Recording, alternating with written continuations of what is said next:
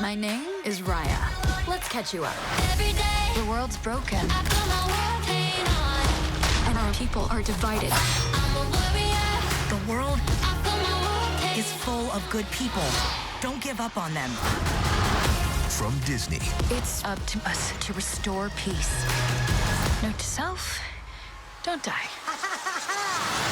Raya and the Last Dragon. Rated PG. In theaters now. Or order it on Disney Plus with Premier Access. Hi, I'm Zoe Elton, and I would like to welcome you to this Mill Valley Film Festival's Mind the Gap conversation with Osnat Shurer, the producer of the wonderful new film, Raya and the Last Dragon. Osnat, welcome. Thank you. It's so great to be here with you again, Zoe. Oh, good to see you. Yay. You have really outdone yourself and outshined yourself once again with Raya. I mean, Moana was gorgeous, and now we have Raya as well. There's this amazing pantheon of heroines that you're helping to bring to the world. And I know that a couple of friends of mine are going to be watching this, and they are aged 5 and 6, Gaia and her cousin Ava. And I wanted to ask you if you would explain to them what you do as a producer. What kind of producer are you? What do you do? Oh boy. Oh, you guys, I'm gonna try. Okay.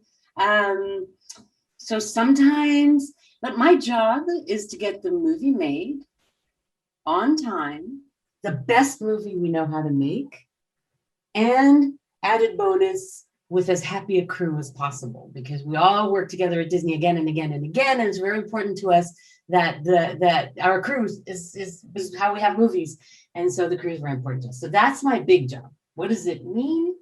Well, every day, every hour, it means something different. Whether it's to work with the directors and the writers on the story, whether it's to help find a cast, whether it's to put together our cultural trust, because this movie has inspiration from Southeast Asia, and so we have a Southeast Asian cultural story trust that's been helping us.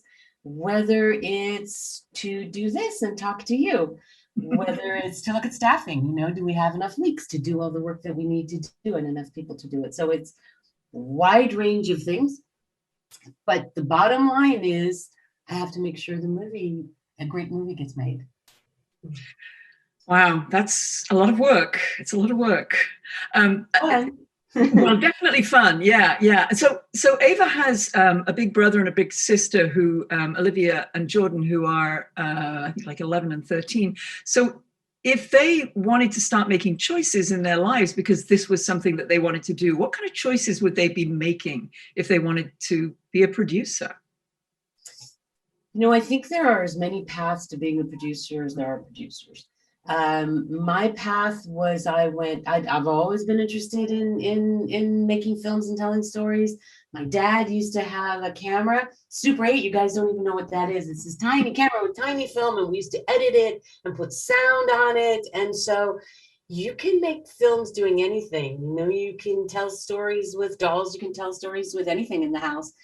If you want to become a storyteller, whether it's a producer or an animator or a director or a writer, my suggestion is just keep telling stories. Tell stories with your friends, tell stories with wherever you can, so that you hone the craft, so that you get better and better at doing it, so that your story, because everyone's story counts. So it's really nice to have all different types of us telling stories. So that's what I'd say do. I went to film school. That's not essential, but it's because I love storytelling, and film for me, I was attracted to film. I was a photographer and I was in theater, but what attracted me to film is you get all those disciplines. You get to be a photographer and a musician and a writer and an actor. All those things belong in film. So that's what attracted me to it. So see what you're attracted to, and then watch more, do more, make stories, tell stories with your buddies. So this story, what a great story. And I think one of the things that's so amazing about this is that, you've created a whole world in this. I mean, how do you even begin to create a whole world? I mean, how do you even begin to do that? It's a very good question. And just to be clear, so everybody knows, it's me and about 450 of my closest friends. Right. No, it's not all on you. We know that. And the whole last year from home too, from everyone's individual homes. But that's, yeah, I want to hear more about that too. You start with story. It all starts with story. There's no reason to do this unless you've got a story that you want to tell. And one of the things we had early on in the story was this idea of this world with 5 different lands that were divided. We talked a lot about what's important to us to tell in a story. And what we all saw, the filmmakers, we were still a small team then, is that what we're seeing around us is this division, that differences are being used to make enemies of each other rather than encompassing our differences to do something greater. And it's so clear that that's what the planet needs. We knew that was what we wanted to tell a story about. So we did have these 5 divided lands set around the Dragon River, the dragon being the Asian dragon, the dragon that brings hope and harmony, and water is essentially water, native water. And we started trying to think who the people are in these worlds. And we started, we went on our first of research trips to the region, to Southeast Asia in this case. We didn't know. So when you began the film, you knew that you wanted it rooted in Southeast Asia? Not yet. Okay. We knew that it was the Asian dragon that we were drawn to, not the fire-breathing European dragon. So it began with the dragon. Yeah, the Dragon River and the lands around the Dragon River. A female warrior, definitely, who was strong and had to bring the world back together, because it was about, we wanted to tell a story about how to come together for the greater good.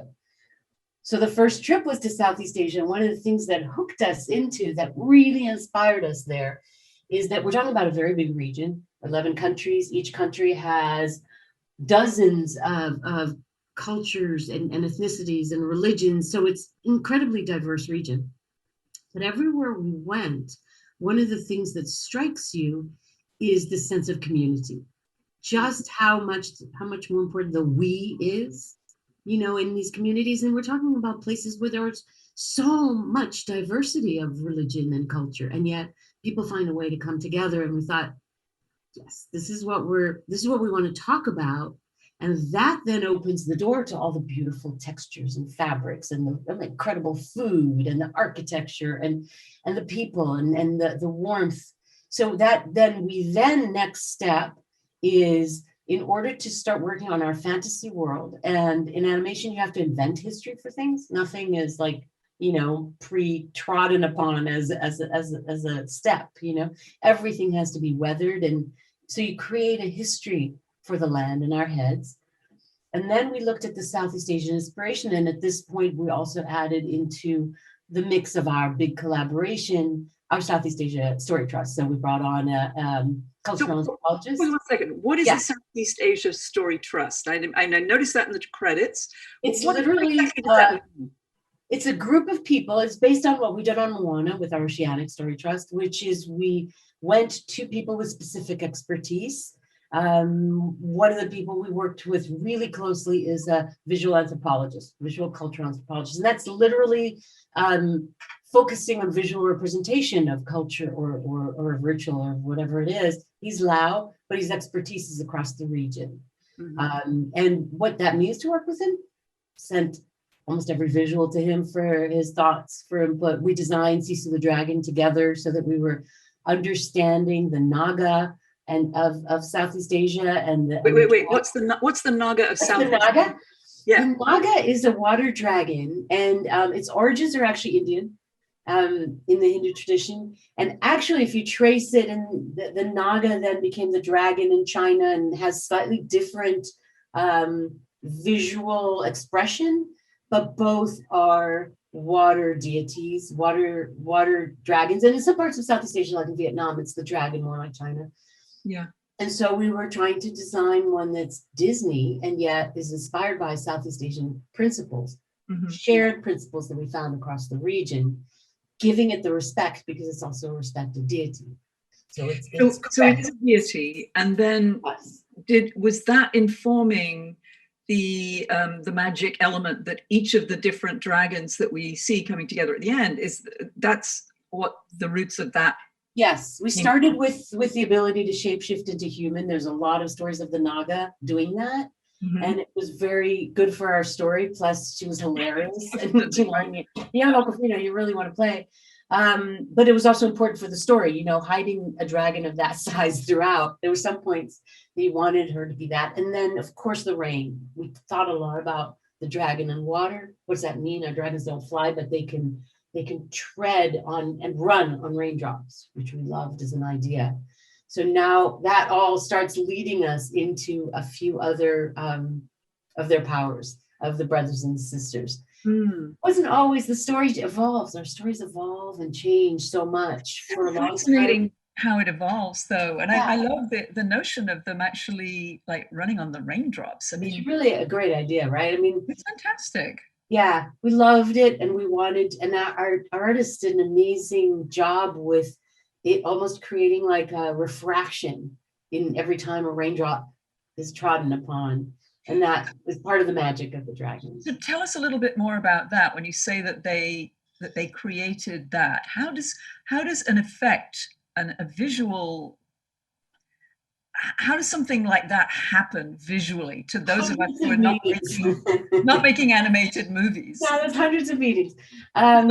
Each thing is created by, that's what the story wants. So as we looked at the different lands, we had in our mind a history that they were in heart and they were the most connected to the dragon, and then they probably moved to other parts. So when they go to Spine, they're up in the mountains. We created this, we're in a fantasy world, right? Yeah. So we created this black bamboo that's the size of a redwood, and that's what they have. So they make everything out of bamboo, which is real to the region. So the inspirations, again, came from within the region, but we talk about who they are.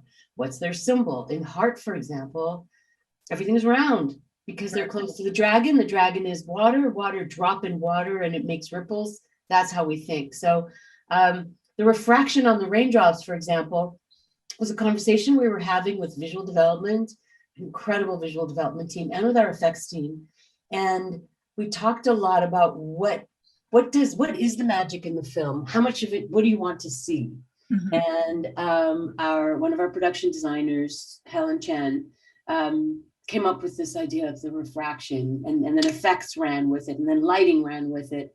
And every single element in the film is that kind of collaboration. How much fun did they have doing that? I mean, it's like, it's like a creative person's dream to be able to say, we need to do this. And it's like, how do you do it? Well, we could do this. And then it starts to, Well, when you have this kind of brilliant artists, you can trust that. You go, okay, like the Droon in the film, they never really got designed on paper. There were some ideas on paper, but it had to be designed in the effects department. Our effects artists, which comes usually a lot later in the process, right before lighting, they started working off of some ideas on paper and started, the first thing we did, you ask how do you approach it. In this case, the first thing they did was one of the effects designers, who's a 2D effects animator, did a little 2D test of how it would move.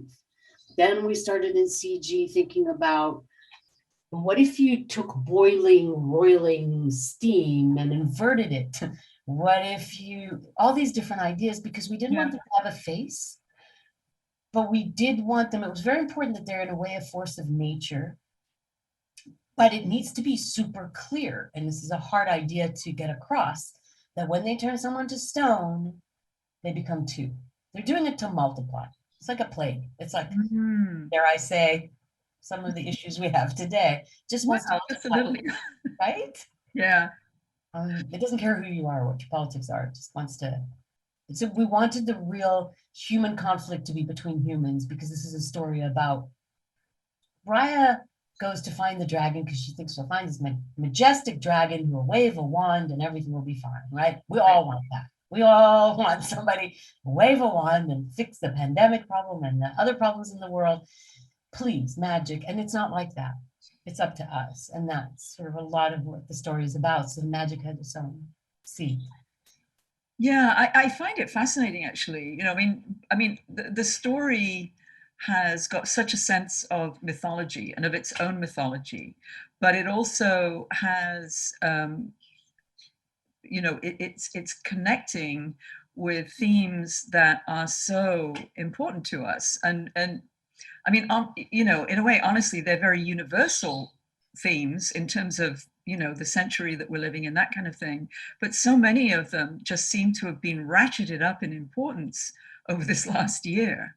It's kind of crazy. But I mean, I love that there is the thing of endangered species and environmentalism and water politics, all those kinds of things. Yeah. So did those things sort of arise sort of organically as the story was building, or were you thinking, no, we really want this to have an environmental sensibility? Or it feels organic to me. I would say that it's pretty much all organic, though quite a number of us are people who are very active in our feelings about the environment and about, what we need. In fact, to me, that our need to come together is our need to come together as a planet, not just as a country, which has its own issues. Because that's the only way we'll take care of this, beautiful planet we're sitting on. So it wasn't that we set out to make an environmental film. It was very organic, but these are things that are up for us. So at the moment it connects, you think about a dragon who's about water. We know water is the next frontier for our environment. Right. And so you start thinking about it, it's kind of like with Moana, you start thinking about it. Well, how have we wronged it? What can we correct in order to fix this world, this metaphorical world? And it's not like we're prescient. We didn't know how relevant it would be, but it's not like 4 years ago we weren't looking at divisiveness and issues in the world. It's just the pandemic then went and ratcheted the whole thing up. Yeah, no, I feel like this last year has taken all the things that have been up for us as a species, if you like, and ratcheted up the ante hugely in this last year. And it's so kind of interesting to see that manifesting in your story in a way that just seems very, very current for us. I have to tell you that there was a point in time when we were talking about the drone, because in earlier versions, as you know, we do, a million versions, and in earlier versions, the drone were sentient and they had a plan and there was a boss. And they didn't talk or anything, and Raya had a sword that magically could also, she was one of the only people who could take them down. It was hard. But over time, we realized we wanted to focus on the humans, on the relationship between Raya and Sisu, on the interesting relationship between Raya and Namari. Two strong female relationship stories at the center of a Hollywood movie. And so we wanted to make them more of a force of nature. And we talked about them when we tried to explain to ourselves what are they, because people kept wanting to give them personality. We did talk about them as a plague. It's not like we didn't think about that. And then this hits. And clearly the solution for the situation we're in today is coming together. Right. So,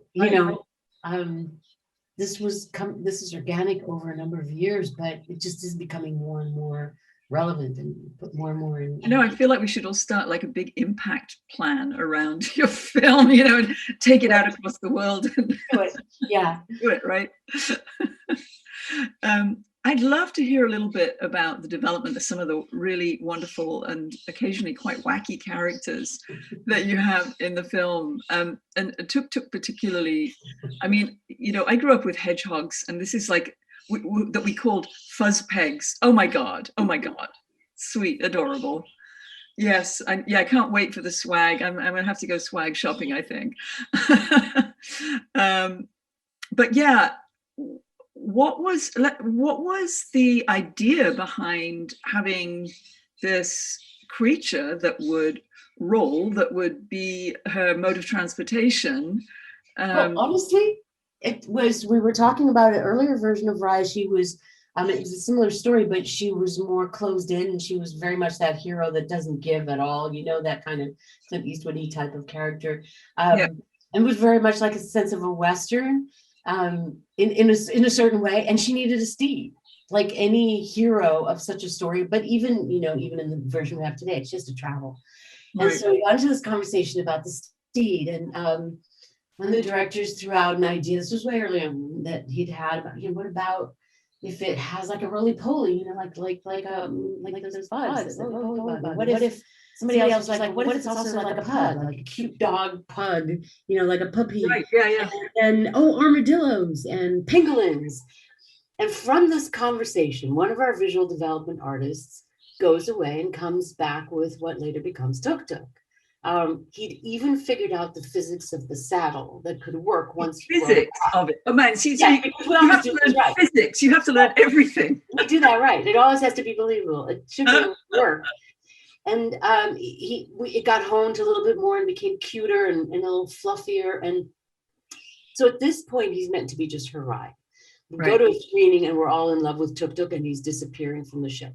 So we bring him back quite a bit more, and we also make him her companion because she needs to talk to somebody. She's alone through a big Right. So, okay, so now we have Tuk Tuk. He's really cute. We know his physics. She can ride him totally badass, kind of like a motorcycle in the desert, right? Off-road vehicle. And then about, I don't know, a year and some ago, we're looking at it and we're thinking about young Raya. And one of our directors, I think it was Don Hall, goes, well, what if we have a small Tuk Tuk? He's baby Tuk Tuk when she's young. And we invent baby Tuk Tuk. Production designer goes off and comes back with baby Tuk Tuk, and we're all in love. So now we're sticking him in every shot we can because we adore him. So that's the origin of Tuk Tuk. She needed a ride. She needed a ride. There you go. Fantastic. Huh. And could you also talk a little bit about how Raya herself was developed? And talk about her. Raya, we knew we wanted a strong, great martial artist, kind of badass character, but that was flawed. I mean, her something horrible happens during her childhood, and her trust is betrayed, and she loses her father. She loses everything she knows, and she's on her own with this kind of slim hope of some myth that she's chasing down as the only hope for what has become a pretty dystopian world. So we have a broken character who needs to relearn trust. And we pinpointed trust as, we wanted to talk about coming together, but we pinpointed trust as that first step in coming together, because you have to take a leap. You have to trust when you don't know if it's going to work out, and sometimes it doesn't, and you have to try again. And she gets kicked in the back, but you have to try again. Why? Because it's worth it, and it's the only way to fix the world. Right. And so we had a lot about the character, and we knew, that first version was hard to relate to. When you have a dystopian world, and in that a character who's closed off, we couldn't find our way in. Right. So we started looking at how we warm her up a little bit, and definitely humor. We didn't have any comps for this, Zoe. There aren't comps. There aren't like hero movies with a strong female hero. Right, I know.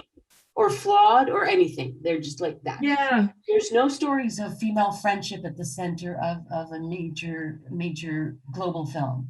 Right. There's, no story of that love-hate relationship that female characters that women can sometimes have. It's almost the flip side. They could have been best friends, and like she has with Namari, it's complex and interesting. And so we don't have much to go by, so we're making this up. Literally, we would put up on the board what we have and go, oh, that's so sad. Particularly Adele, one of our writers, and I would just look at each other and go, okay, our dream is that whatever it was, 3 years from now, somebody's sitting and having this conversation and goes, well, there's Raya. Yeah. So, but then the one important thing that happens is we find Kelly Marie Tran. And she comes in and records as Raya, and her warmth, her vulnerability, her relationship to the character, she improvised. It was that scene where Raya is calling for the deity to manifest. She's calling for Sisu to come. She's at the last river, last end. Yeah. And she said, let me try something. Because she felt like, what would she be feeling? Is this even worth it? What is it? Like that vulnerability. And so she tried, we were all crying. We were all in the recording studio crying. She just took it to such an incredible place. And that completely elevated the character to a whole new place. So that came from her. I mean, essentially, she is there making an offering to the deity, waving the lights. I mean, And that actually came from something that was improvised by your actor? The scene or- was written. The scene Got was it, okay. written, but as written, it wasn't as vulnerable. Got It it. wasn't as desperate. It wasn't as like, I'm totally at the end of my rope. In my mind, the Right. reason Sisu manifested there is not because she was in that wall, because I think she was in the water. Right. In my mind, the reason Sisu manifested there is because Raya was stripped of anything. She was so sincere. Her call was such a call of the heart. Right. Couldn't resist. That's in my mind. Yeah, it brought up some images for me of things like that. That were, that touched a very specific chord. It was pretty amazing. I know that we don't have a lot more time. You smartly brought your water with you. But tell us just a little bit about what happened last year when all of a sudden you couldn't be in the studio. Give us the Cliff Notes version of Okay. Short version is we get a message, take our computer and go home. And I'm concerned that we're going to be home for 3 weeks and that's going to mess with my schedule, but we're still home. So that was a year ago.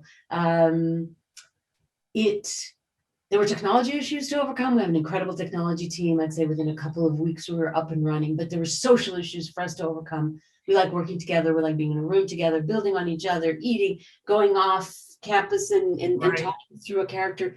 None of that running into each other because Zoom is everything planned. So we had to recreate how we create community and how we work with each other. And I think one of the big lessons that we took away is you can only do this for a certain amount of time. So we were much more disciplined.